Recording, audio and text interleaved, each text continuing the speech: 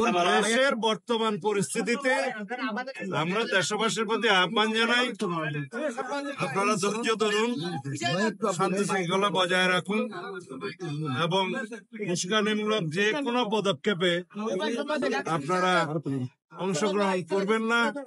দেশে নৈরাজ্যকর পরিস্থিতির সৃষ্টি হলে ভবিষ্যতে গণতন্ত্রের পথে গণতান্ত্রিক প্রক্রিয়া উত্তরণের জন্য আমাদের বাধা আসতে পারে। আর অন্তর্বর্তীকালীন সরকারকে অনুরোধ করব, আপনারা শক্ত হাতে আইন শৃঙ্খলা পরিস্থিতি নিয়ন্ত্রণ করুন।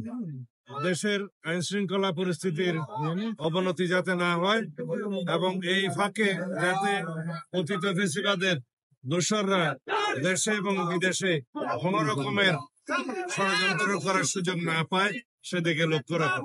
ধন্যবাদ।